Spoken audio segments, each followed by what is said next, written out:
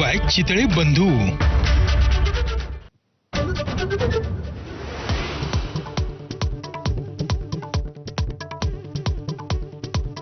आजपासून राज्य विधिमंडळाचं अर्थसंकल्पीय अधिवेशनात अनेक मुद्द्यावरून विरोधक सत्ताधाऱ्यांना घेरण्याच्या तयारीत.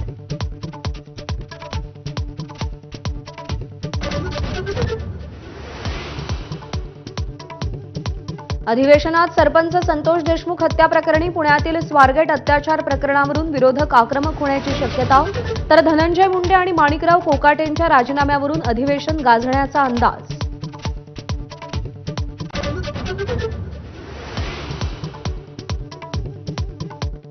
सरकारमध्ये अजित पवारांची खुर्ची फिक्स, एकनाथ शिंदेंचा मिश्किल टोला. तुम्हाला तुमची खुर्ची फिक्स ठेवता आली नाही, त्याला आम्ही काय करू, म्हणत अजित पवारांची कोपरखळी.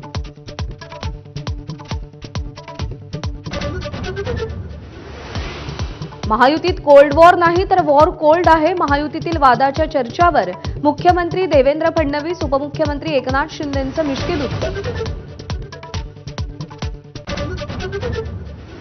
मुक्ताईनगरमधल्या जत्रेमध्ये छेडछाडी प्रकरणी आतापर्यंत मुख्य आरोपी अनिकेत भोईसह तिघांना अटक. एका अल्पवयीन आरोपीचीही चौकशी. मुख्यमंत्र्यांच्या आदेशानंतर 5 टवाळखोरांविरुद्ध पॉक्सो अंतर्गत गुन्हा.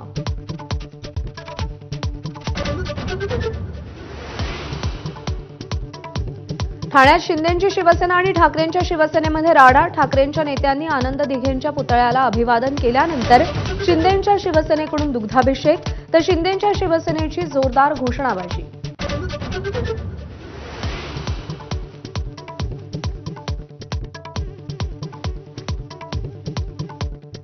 शेअर बाजारातील कथित घोटाळा प्रकरणी माधवी पुरी बुश आणि सेबीच्या 5 वरिष्ठ अधिकाऱ्यांविरुद्ध गुन्हा दाखल करण्याचे आदेश.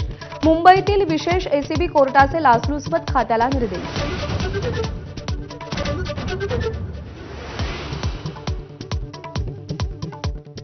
माजी सेबी प्रमुख माधवी बुश यांच्या समर्थनार्थ सेबीचं स्पष्टीकरण. सेबी विरुद्ध लाचलुचपत प्रतिबंधक कोर्टामध्ये धाव घेणाऱ्या पत्रकारांवरच सेबीची आगपाखड. कोणत्याही नोटीशीशिवाय कोर्टानं ऑर्डर केल्याचा दावा. फायरफ्लाय एरोस्पेस या खासगी कंपनीच्या ब्लू घोस्ट अवकाश यानाचं चंद्रावर यशस्वी लँडिंग. नासाच्याच यंत्रणेचा वापर करून चंद्रावर यान उतरवण्याचा पहिलाच यशस्वी प्रयत्न. चॅम्पियन्स ट्रॉफीच्या अ गटात टीम इंडियाचा सलग 3रा विजय. भारताची न्यूझीलंडवर 44 धावांनी मात. उपांत्य फेरीमध्ये मंगळवारी ऑस्ट्रेलियाशी गाठ.